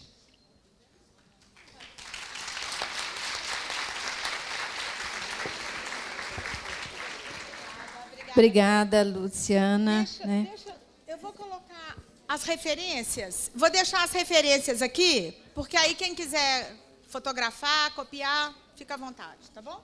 Tá. Depois, eu queria também, Luciana, acho que eu tinha te pedido para poder, depois, no momento do debate, fazer uma apresentação do que eu disse para você como professora da pós-graduação em matemática. Então, depois eu quero que você deixe aí para os alunos. Eu já faço isso. Como é que a gente faz? Deixa eu só abrir aqui.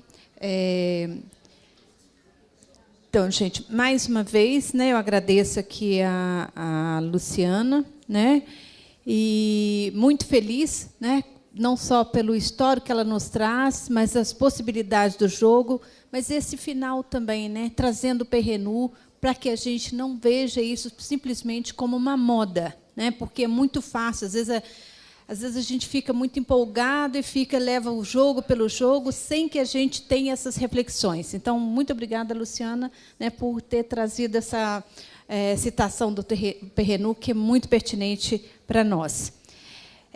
Eu só lembro aqui a vocês, né, que, para quem está assistindo a palestra online, também pode participar do debate.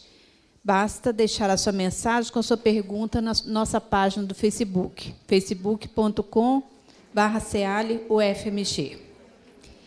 E agora, quer dizer, nós vamos abrir para o debate. Eu gostaria de, antes da gente de abrir para o debate, mas já deixar um convite aqui para vocês, né, que nosso próximo evento, né, do ciclo de debate também já está marcado.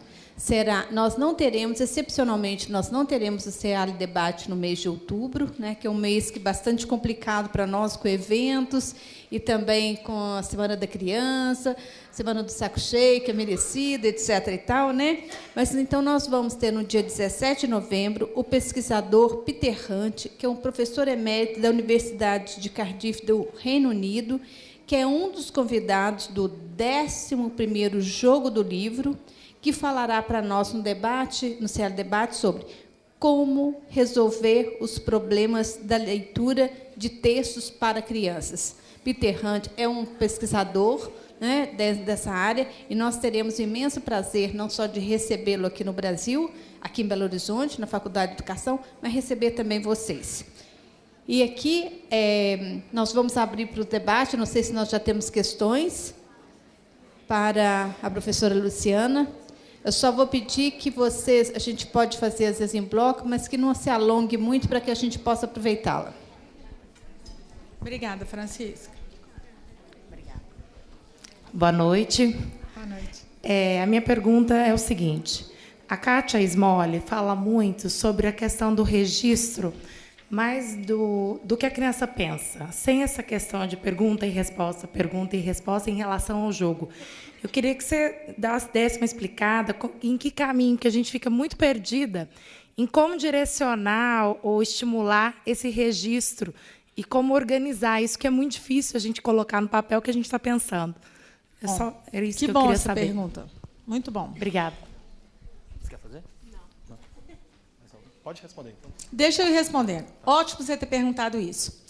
Quando a gente traz essas sugestões de questionamentos para fazer para as crianças, a ideia não é tornar isso um conjunto de perguntas e respostas que ela tem que responder, mas são sugestões de provocações, que, inclusive, a Kátia coloca muito nos livros dela, né? A Kátia, esse livro dela que eu trouxe... não tem problema, a gente volta. Aquele livro da Kátia que eu trouxe, que é Jogos, né? Cadernos de Educação Matemática, Jogos, ela, além dela apresentar os jogos, as regras e tal, ela coloca sugestões de problematizações. E é muito importante a gente entender que isso são sugestões para nós, professores, para a gente começar a pensar em que caminhos a gente precisa tomar para questionar os alunos. E eles podem responder oralmente, eles podem responder em grupos, eles podem discutir, eles podem fazer desenhos para contar como que eles pensaram. E é exatamente isso. Quanto mais rica for a possibilidade das representações que eles vão usar para responder sobre aquilo que a gente está perguntando, mais rico é o trabalho. Então, muito bom você ter trazido essa pergunta para a gente ter a oportunidade de esclarecer que isso não é um conjunto de perguntas para os alunos simplesmente responderem e a gente falar que está certo ou que está errado, né? É mais uma forma de provocar o pensamento dos meninos. Obrigada. Mais questões? Aqui, nós temos aqui. Boa noite, sou Sara de Pedagogia do Pará de Minas, FAPAM. Todo jogo, o professor tem que analisar as possibilidades de resolução. Mas a gente está sempre aprendendo, a criança, ela pode desenvolver uma possibilidade que eu não vi. Como é que eu faço? Porque a criança tem sede de resposta na hora. Como é que eu vou falar? Vou pesquisar, amanhã eu te falo? Ai, linda, que bom que você falou isso, que bom. Nesse ambiente de aprendizagem, a gente aprende muito com as crianças. E elas vão trazer, sim.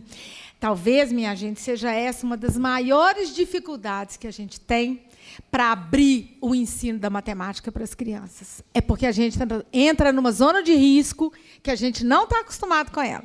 E as crianças pensando, e elas pensam muito bem, elas pensam coisas muito boas, elas vão nos colocar...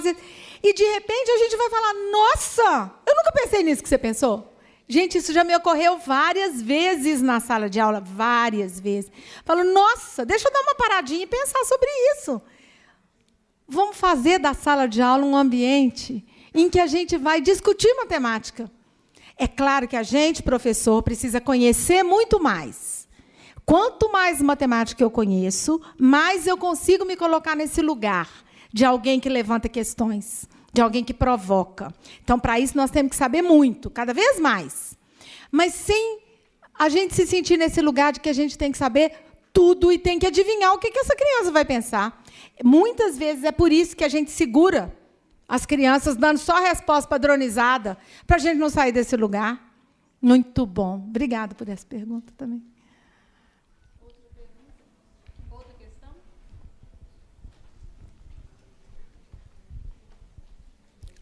Enquanto o Vicente leva o microfone para ela, deixa eu deixar claro o que está acontecendo aqui atrás. Como a Francisca colocou anteriormente, eu sou coordenadora do curso de pós-graduação em Educação Matemática para os anos iniciais da Universidade FUMEC. Esse curso é um curso que foi criado para quem ensina matemática nos anos iniciais, mas não é formado em matemática.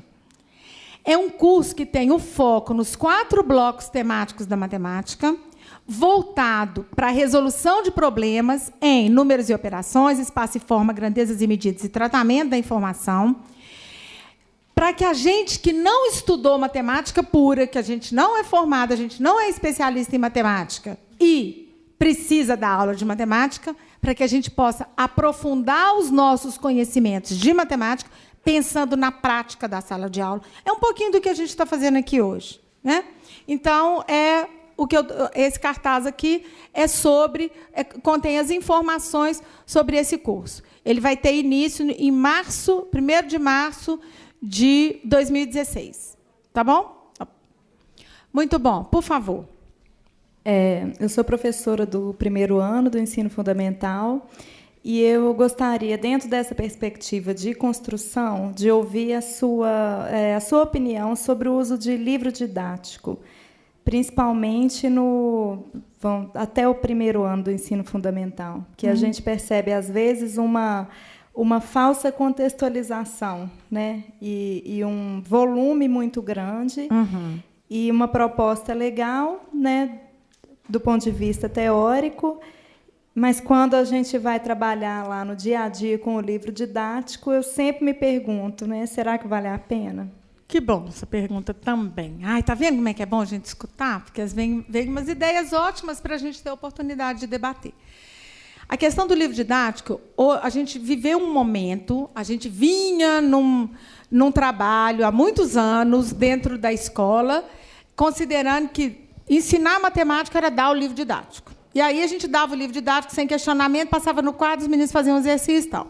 Quando a gente foi romper com isso, o livro didático saiu daquele lugar de estrela que era e foi abominado. A gente jogou o livro fora e a gente começou a considerar que a gente não tinha que considerar nada que tivesse no livro didático. Aí começaram a aparecer as folhas de exercícios, as listas que primeiro eram mimeografadas, agora elas são xerocadas, e a gente abandonou o livro didático. Enquanto isso, a questão do livro didático no nosso país foi ficando cada vez mais séria, mais bem feita. Hoje a gente tem um PNLD que não aprova livro didático se não passar por um crivo rigoroso do PNLD, que é o Programa Nacional do Livro Didático. Então, hoje, o nosso livro didático que a gente tem, o livro didático que a gente tem no nosso país, ele é de alta qualidade e ele está afinado com todos os documentos que regulamentam o ensino de matemática no nosso país. Não só no ensino de matemática, acredito que de um modo geral. Mas o que nós temos, então? A gente tem livros didáticos que estão nessa linha, que trazem atividades que estão nesse sentido da construção do conhecimento, como a gente falou, que trazem essa concepção do que é ensinar e aprender matemática.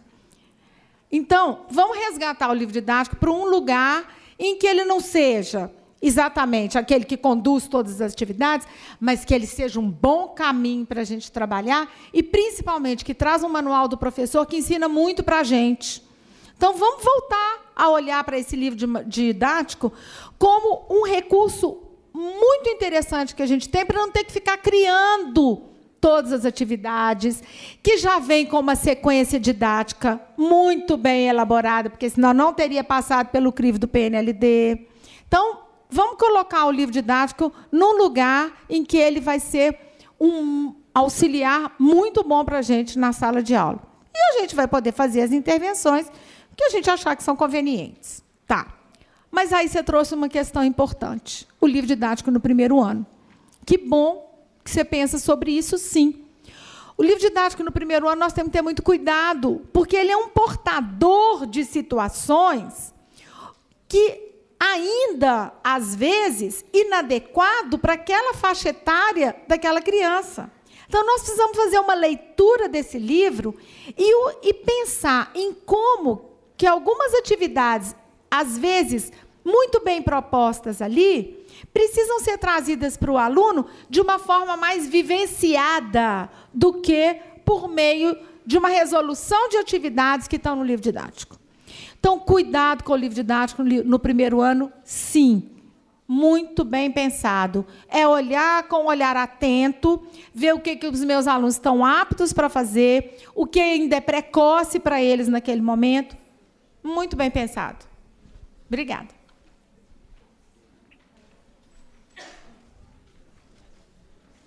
Eu queria aproveitar também e agradecer, o pessoal já está saindo, a gente tem um grupo grande do UniBH, queria agradecer, igual o Serginho Groisman fala, assim, sabe?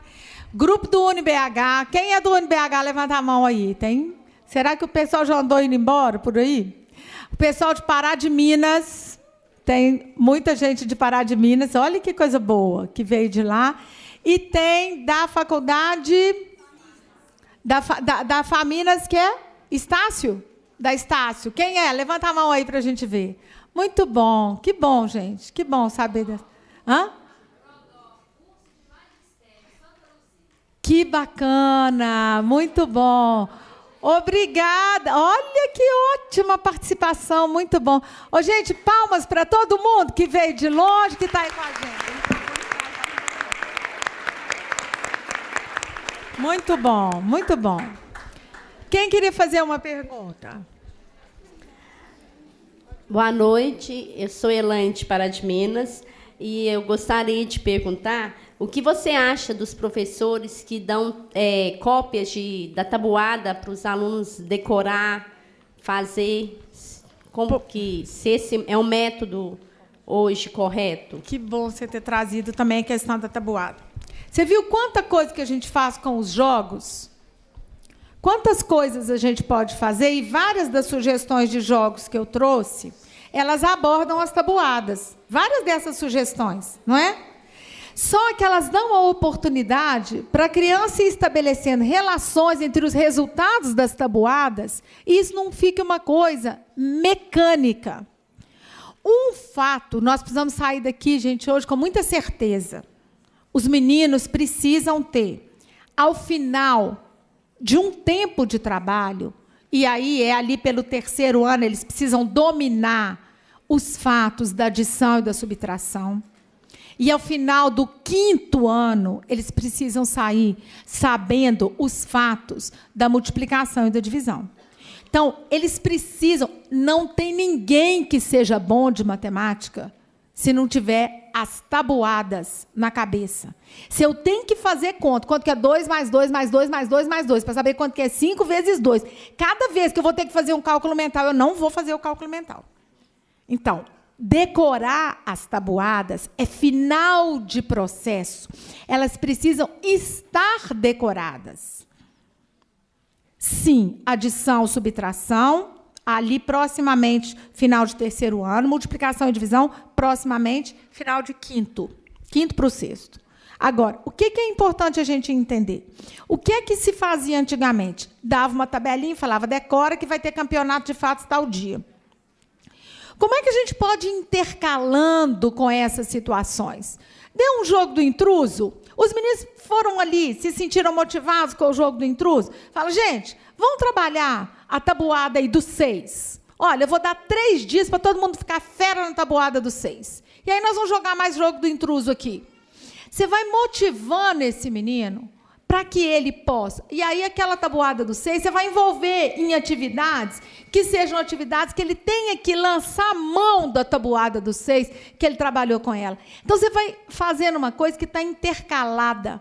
À medida que ele estabelece relações que vão fazer com que a tabuada do 6 ele possa jogar envolvendo. Ou seja, ao mesmo tempo que você joga, trabalha, ele pensa, você dá um tempo para algumas tabuadas. A do 6, a do 7, a do 8, a do 9, que são as mais difíceis deles decorarem. Vamos fazer um trabalho sistemático para que isso possa acontecer.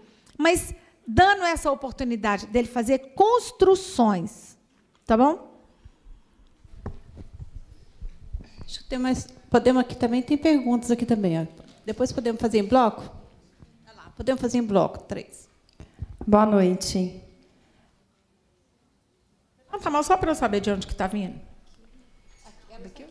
Alô. Obrigada. Boa noite.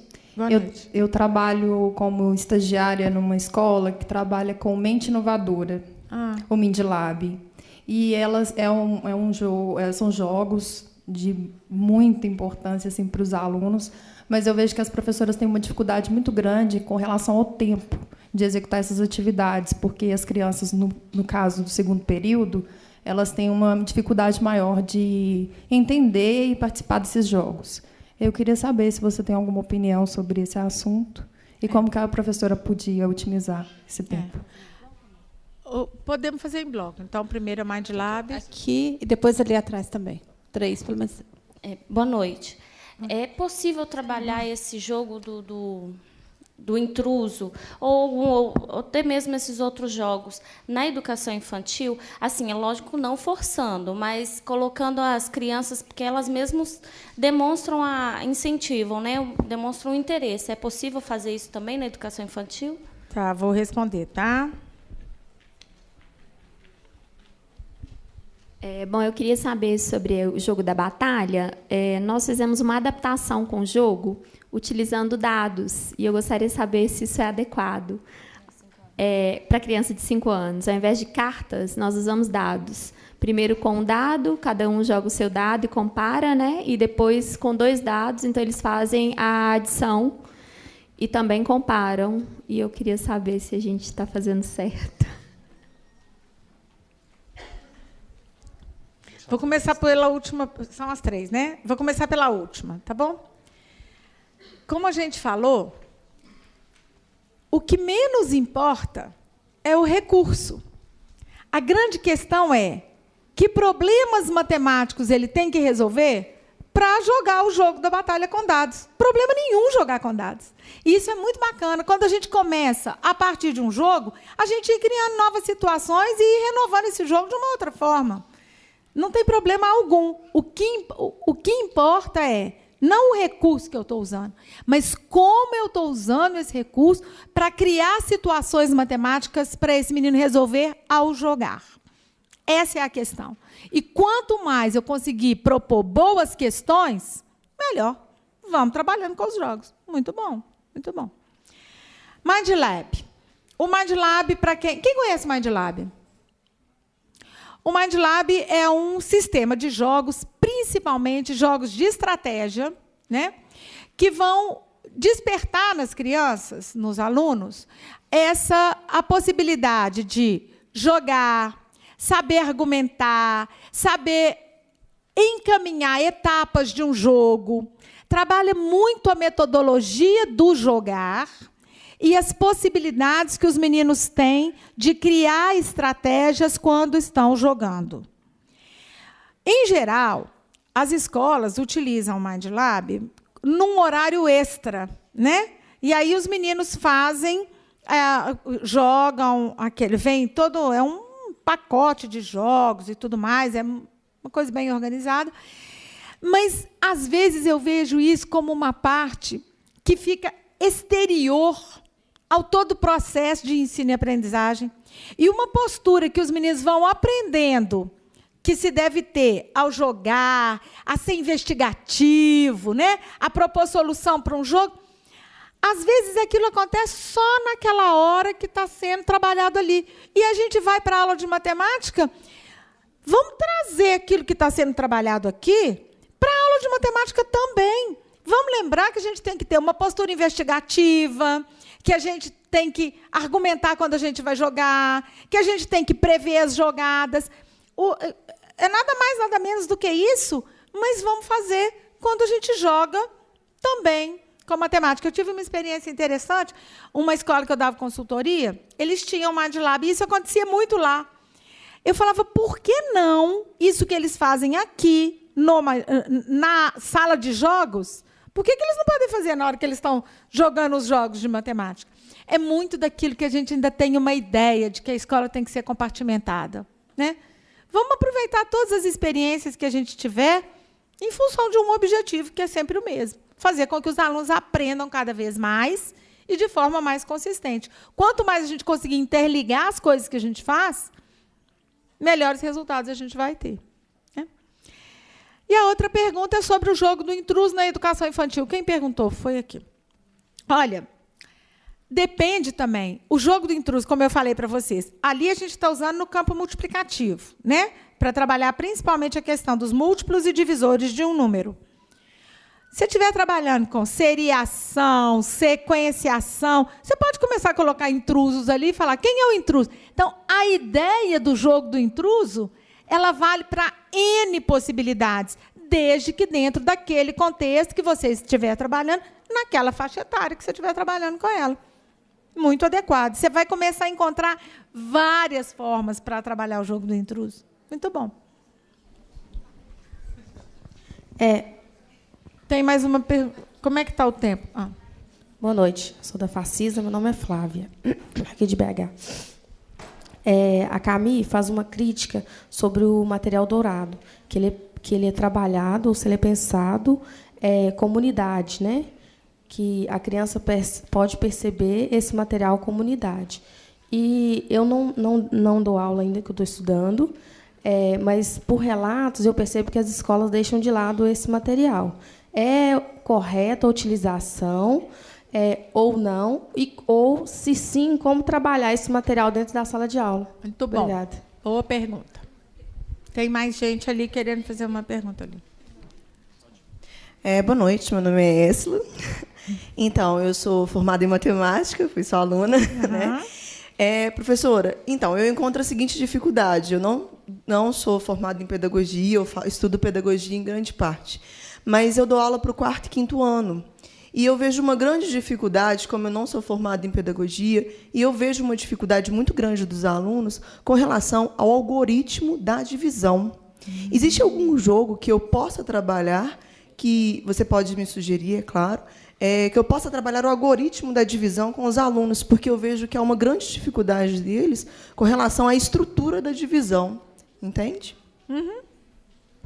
Gente, só um minutinho. A Deise Lucas Pereira está aqui.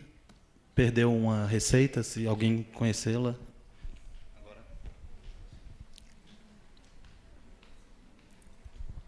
Boa noite, meu nome é Janaína. Boa noite, Janaína. Em todo o seu discurso, você sempre deu ênfase aos jogos. E eu já tive sucesso com esse material concreto, que é o material dourado, principalmente para trabalhar o sistema de numeração. Eu queria que você falasse um pouco sobre a importância desse uso desse tipo de material. Joia.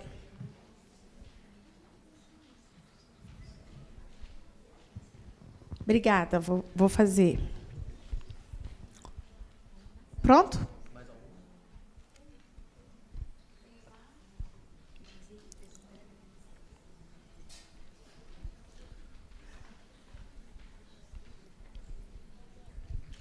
Boa noite, meu nome é Elaine, eu sou coordenadora do 1º ciclo e do 2º. E o que eu venho percebendo é a dificuldade das professoras em avaliar.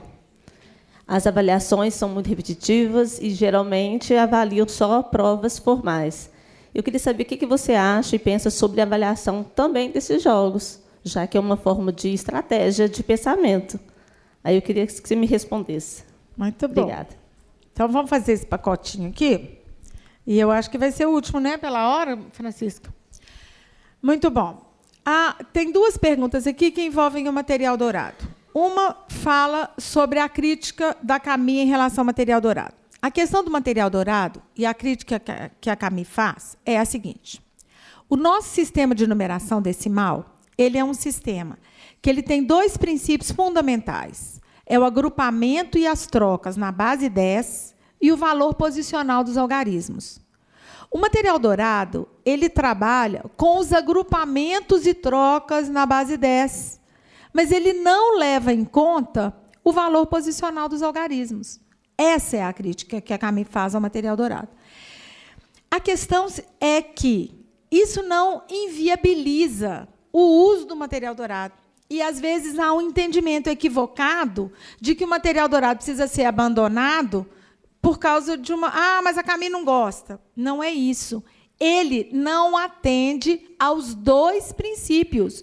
Mas o princípio das trocas, ele ajuda muito os alunos a entenderem. Agora, a ordem que eles colocam os agrupamentos, realmente, não é uma ordem que vai ser aquela ordem que já está associada ao valor posicional dos algarismos. Qual que seria um material que vai contemplar as 2 coisas? É o antigo QVL, que a gente hoje chama de quadro posicional, que, à medida que você faz as trocas, você passa para a ordem imediatamente superior. Mas o material dourado é um material válido, é importante que a gente use com as crianças, mas levando em conta que eu sei que eu aqui estou explorando com material dourado apenas as trocas na base 10. Ok? Muito bem. E aí vem também uma outra pergunta sobre o material dourado, que eu já respondi em parte. Quem me perguntou? você falou, você deu ênfase aos jogos, e o material dourado e os outros materiais manipulativos. A grande questão é, o que é que a gente faz com eles? Eu dei ênfase aos jogos porque hoje a palestra era sobre jogos, né? Era o nosso tema, jogos. Mas isso não significa que os jogos sejam mais importantes do que o trabalho com os materiais manipulativos. A grande questão, como eu falei o tempo todo, é que problemas matemáticos, como que eu estou explorando matematicamente esses materiais, tanto os jogos como os outros materiais. Correto? Outra pergunta, e aí a gente vai fechar com essa questão da divisão, né? A questão da divisão é que, se a gente fosse fazer aqui um levantamento rápido sobre, e eu perguntasse assim, quando é que um aluno sabe dividir? Provavelmente, a maior parte das pessoas ia responder que é quando ele sabe fazer aquela divisão com a chave, que é o algoritmo da divisão, que é uma técnica para dividir, apenas uma delas, que se a gente for olhar aqui, ó, na mesa do bigode, ela está aqui, ela está nessa perna, usar o algoritmo para fazer o cálculo escrito.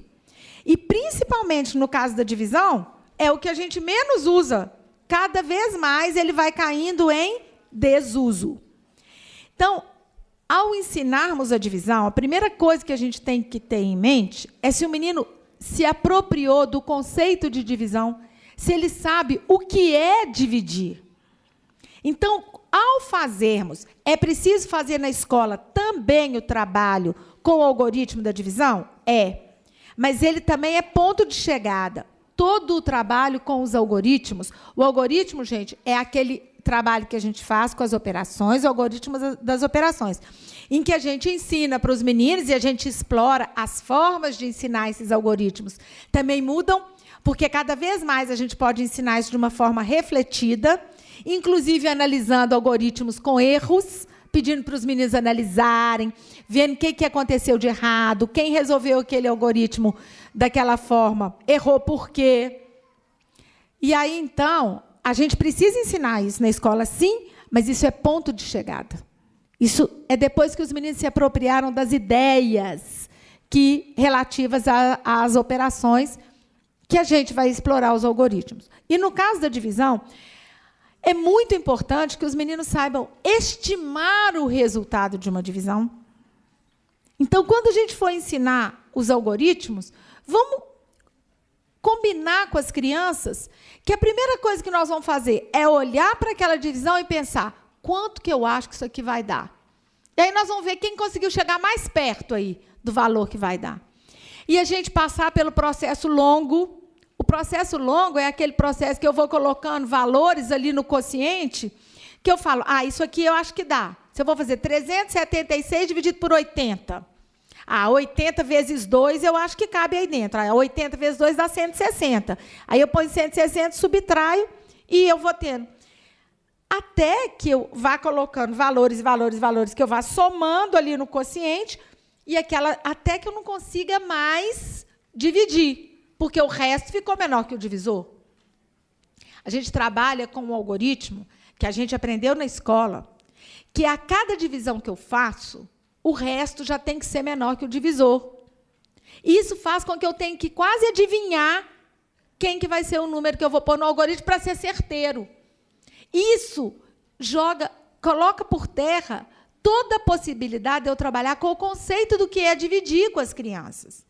Eu preciso passar pelo processo longo para ele entender que ele está olhando quantas vezes cabe aquele número ali, que é o divisor, dentro do número que eu tenho como dividendo. E o quociente vai ser isso. Vai ser a quantidade de vezes que o divisor cabe dentro do dividendo. E aí, outro dia, uma professora falou para mim, mas desde sempre eu soube que o resto tem que ser menor que o divisor. Minha gente, isso também precisa ser. Mas é o resultado da divisão. Esse, gente, é o princípio fundamental da divisão. Que a gente tem, que o resto numa divisão tem que ser menor do que o divisor, porque senão eu posso continuar dividindo, não é verdade? Ele não é o resto. Eu posso continuar dividindo.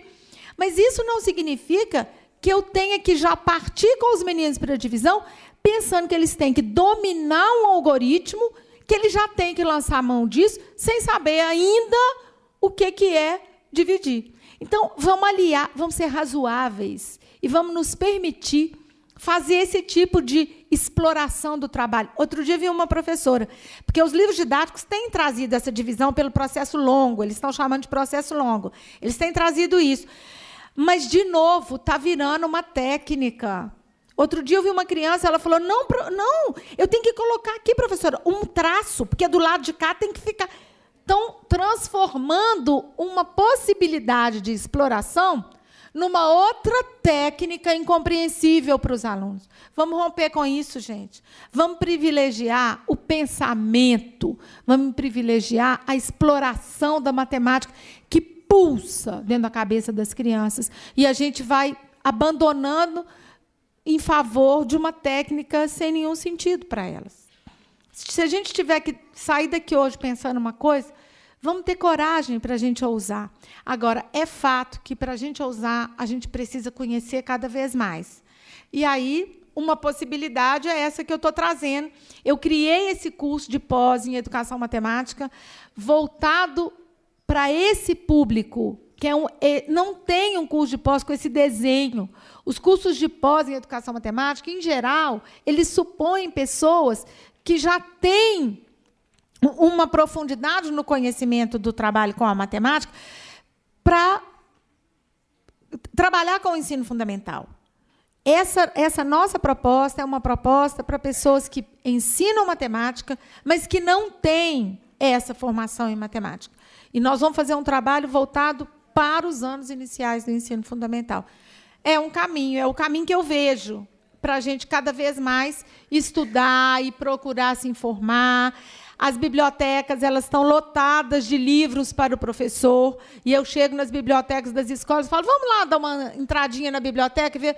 Os livros estão intactos, nunca foram abertos, e a gente precisando aprender tanto, não é? Minha gente, é um convite para a gente estudar demais. É isso que a gente precisa, né?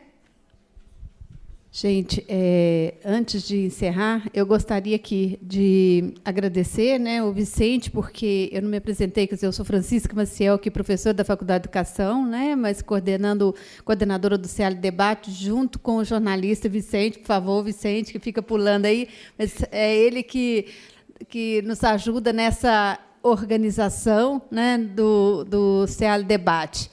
E eu queria também, Vicente, que você fizesse um breve comentário sobre o jornal que nós temos aí, que está, principalmente esse da matemática e tal.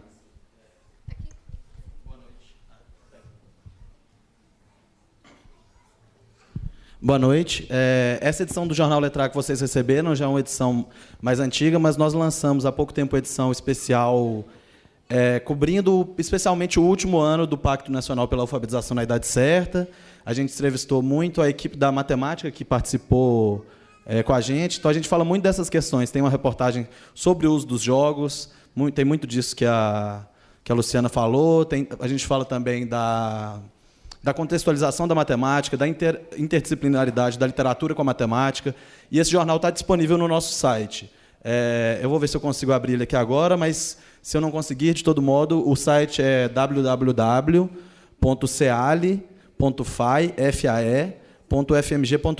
E lá na seção Biblioteca tem todas as edições do jornal Letra A. Essa edição é a de número 42. Eu vou ver aqui se ele me permite abrir. Ele não carrega o Google aqui, não? Vou tentar. Tá. Então, o Vicente é o nosso jornalista, né, o grande responsável por todo esse nosso trabalho aí, também junto ao jornal e a equipe do jornalismo. Nós vamos aqui, né, encerrando o nosso debate, o CL Debate de hoje, né, agradecendo muitíssimo você, Luciana. Foi assim, uma noite com muitos conhecimentos, uma forma prazerosa, mas com muito conhecimento, com muita densidade, né, e que espero todos vocês no dia 17 de novembro com Peter Hunt para poder a gente discutir como aprender a resolver os problemas de leitura com a criança. Tá bom? A todos uma boa noite e muito obrigada a vocês e um bom retorno às casas de vocês. Tá bom? Obrigada.